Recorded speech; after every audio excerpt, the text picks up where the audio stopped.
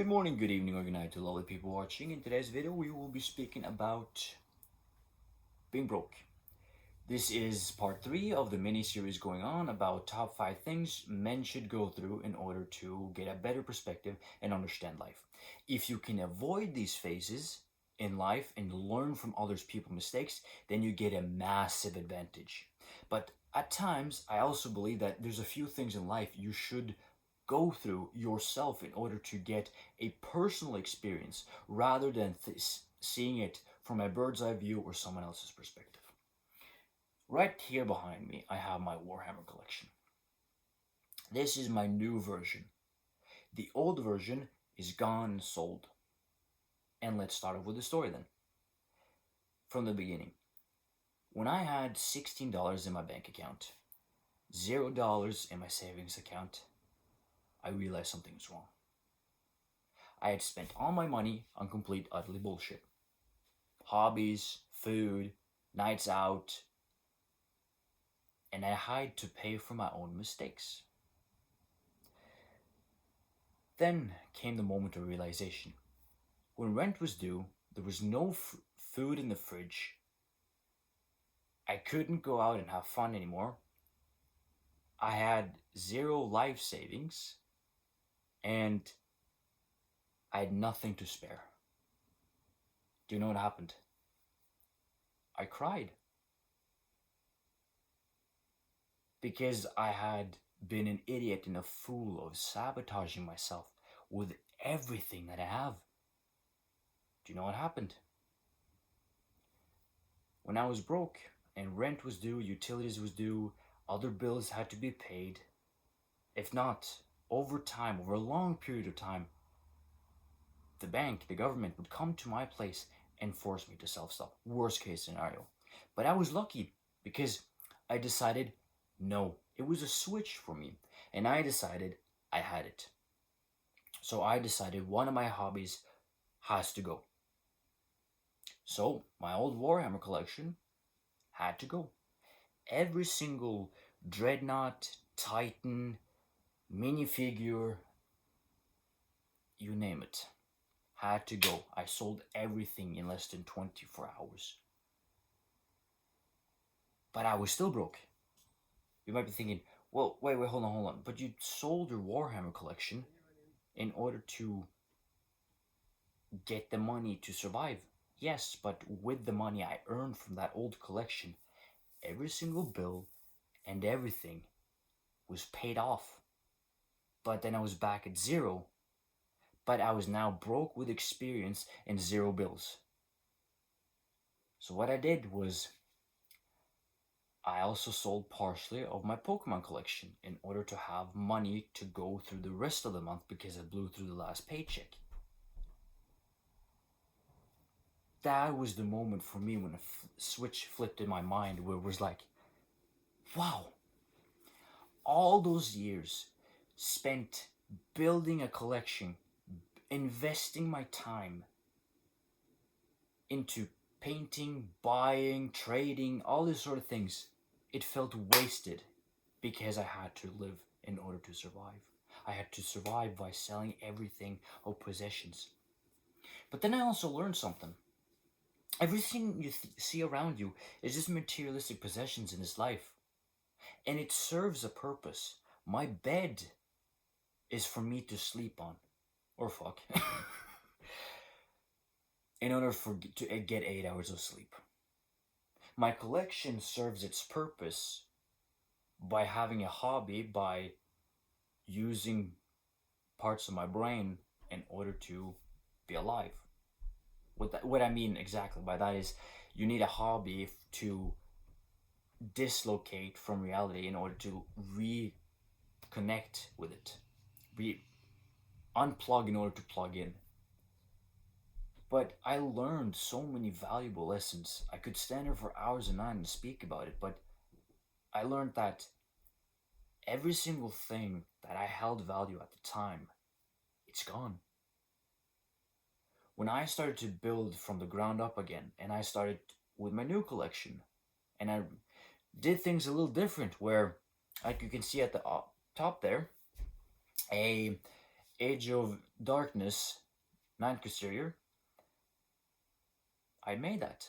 I painted that by using a picture from the internet, or actually the official website from Warhammer, and I made my version of it.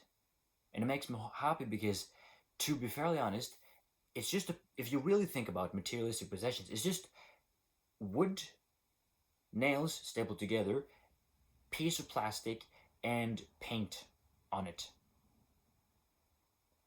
But it holds value for me because I created it, because I spent those hours making it to expand my collection, because I've always been fascinated by Warhammer 40k.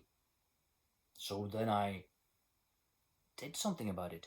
I wanted to combine art and crafts with Warhammer. So I decided to make that piece. And I'm hella happy with it. As an artist, it's very, very, very few art pieces in general that I create that I'm actually satisfied with. Of course, there's a few minor mistakes on it here and there, but overall, I'm happy with it and I would deny to sell it. But being broke also taught me that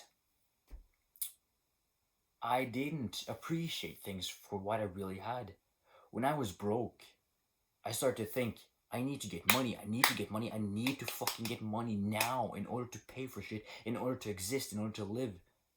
And when I started to see my bank balance build up again, no, I'm not a multimillionaire, but more building up to a level where, okay, now I can decrease the stress level and actually think and use my noggin. I started to realize that things around you we take for granted. When I decreased my stress by fixing my problems, not only could I ease with my shoulders, I could once again go back to building my collection. And that leads on to the second phase, budget.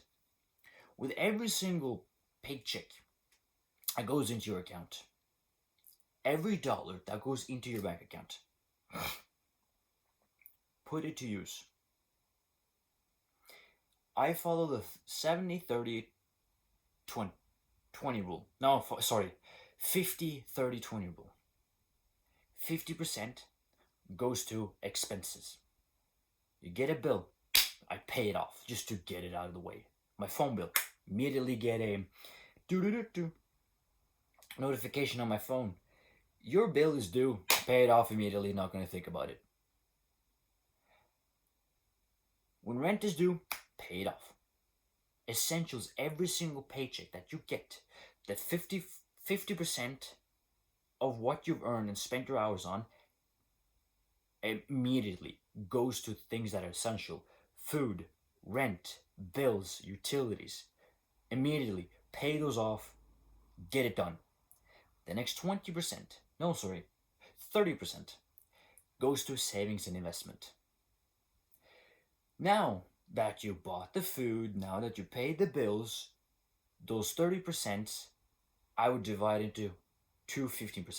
15% goes to savings immediately. We're not touching whatever's in that savings account unless it's a rainy day. A rainy day fund is basically if you lose your job and you need something to fall back upon. And that should usually be about 3 to 6 months of expenses before you're able to get a new job. The other 15% invest. But I don't know what to invest into. Invest into yourself. Investment is not necessarily only about putting your money into some other place in order to get return on the money. Investment is also so many other things. Investment into quality shoes. For example, when was the last time you actually bought yourself a new pair of sneakers? Not because they look cool, but because they are an essential and you believe this is an investment. Because I followed into that trap too, that I wore the same pair of sneakers for a year. I damaged my knees. And then I had to use more money to fix it by buying a new pair of shoes. Invest into yourself. And I'm not saying blow through the 50% immediately by buying the newest sort of Star Wars and call it an investment. No, put it into something that will build money over time. The first thing that I said was investment into yourself. A good pair of quality shoes for running, for training, for things that associate with your future goals, that is an investment. The second sort of investment is something that will build over time and give you money. Like, let's say cryptocurrency, just as an example. You put it into stocks, the money will go up and the money will go down, but the money will be working for you. Those 15%, I would be doing a fuck ton of research before I would even put my money someplace. Because you need to understand the principle of if you're putting your money someplace, this is something you should believe would make you money. This is something you should do the research on and understand it. I wouldn't be putting my 15% of my paycheck into something I got no clue what the hell it is. I invest into, I'm not telling you what I'm investing into because it's private reasons. But I tried cryptocurrency for a period of time. It didn't work for me because I didn't understand what the hell even cryptocurrency is and what the fuck's going on. Then I discovered in my country you have an app where you can put money aside, and each time or each year you get basically a certain amount of percentages back because you basically give money to a company or whatever it is, and then you own a share. With that share, it grows or decreases. An example of this is, for example, investing into Apple stocks, Apple share, and where you put like this month, for example, let's say you afford with the 15% $50 for an Apple share of the company itself. Then over time, it will go up and it will go down. But I would highly recommend doing some very a lot of research on things that you believe. If you already have a mindset of, I already know what I want to invest into, I would like to invest into Apple because I believe Apple is the future when it comes to technology and camera setup or something like that. Then fair enough, then you put your money into Apple then. It's your money, it's your responsibility. And then comes the last 20%. This is what something I would use my last 20% on. Not the entire, like, okay, let's say a reasonable amount, $125 of 20% left. I wouldn't be spending $125 like that because then I would have to wait 29 days for the next paycheck. I would minimize it by thinking, you know what? I'd like to go out to eat today. I haven't done that in a while. I spent $25 on that. Cool. Now I've got $100 left. And let's say 1 or 2 weeks later, you need a new wraithbone color to paint a decoration or something to your hobby. Okay, there goes $8. But this is something you planned for. And then this happens. Oh, an unexpected bill. Your car tire flattens. Get a flat tire. There goes $80. Then you have two choices. $80 could come from your what's left over money from your last paycheck, or it could come from your savings account, which you put in money aside each month in order for things like this. Your savings account is only should use be on a rainy day fund, emergencies, or things that you didn't fucking plan for or even ask for. I remember once, this was in someone else's example. They were driving alongside the road and they got a flat tire. They didn't have to withdraw X amount of dollars from their savings account because this was a bill that was unexpected. It sucked, but this person had that amount of money saved up. So, well, fuck it. The money has to go because they have to get from point A to point B. Being broke is maybe one of the most valuable lessons alongside heartbreak, has one of been the most valuable lessons I've ever had in my life.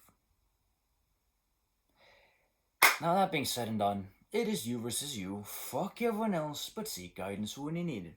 Take care.